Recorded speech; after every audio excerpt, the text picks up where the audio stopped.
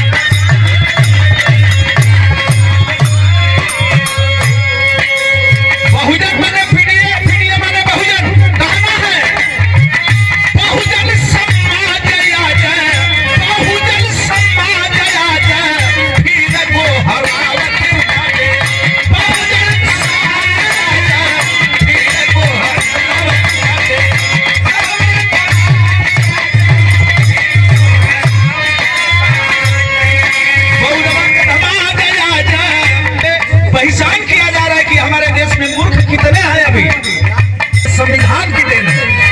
तो आज इस पद को हम हासिल नहीं कर पाते। हमारे बीच में बैठे प्रधान जी हैं, हमारे बीच में सभी लोग हैं। एक एक मत की कीमत बाबा साहब ने दे दिया, चाहे वो इंजीनियर हो, मास्टर हो, जेई हो, दरोगा हो, डीएम हो, कलेक्टर हो, दुनिया में कोई हस्ती हो, लेकिन सबके वोट की कीमत एक बराबर होगी। बहुजन समाज राजा, बहुजन समाज राजा, फिर गो हरावत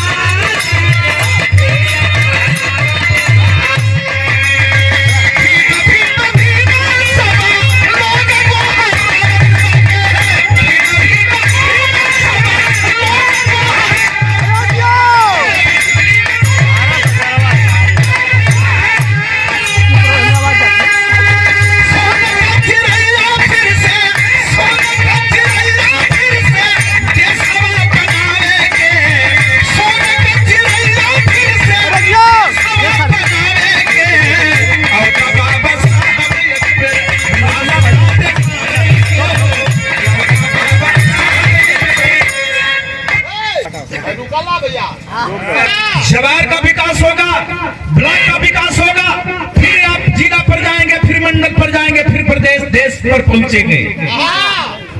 सुशील कबीर कहना पड़ेगा पढ़े जान जाए। आज जवन लड़का बैठे ना जानी को जिंदगी पढ़े ना जानी, पहले ओके बतावल जला, ओके सिखावल जला। और हमारे प्रधान जी बीच में हैं, इनका मैं सम्मान करने जा रहा हूँ।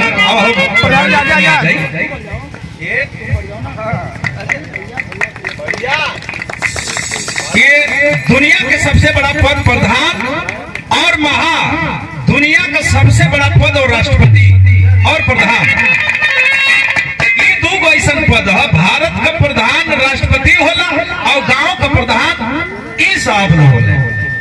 अब सोच ला कि ये दोनों चीज है बहुत बड़ा पद होला। विधायक जी जीवा, जिला पंचायती जी जीवा, लेकिन प्रधानी जीतन बड़ी मुश्किल हो जाले। संकेत लगलावा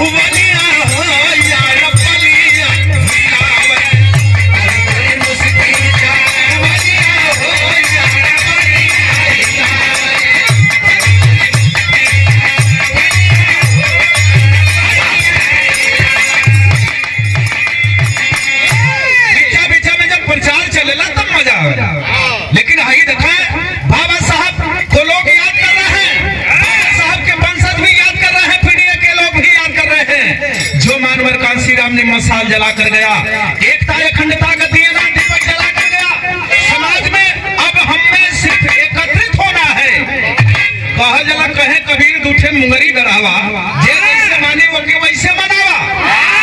जब तक के अभियम नहीं हटेगा इस देश का भला नहीं हो सकता है। जब गीत गौले ही अभियम खून मांगत है, तो मेरे साथियों ये अभियम तब हटी जब वो क्रांति का ज्वाला चारों तरफ भड़की। मतलब कि गरीब तब के लोग अब फुसागर एकता बना ले तो इनकर हक अधिकार ना देबा तो हमनों की जियत ना छोड़ी है। यही वजह गीत गौले ही अभी हम खून मांग संकेत लगल रास्ता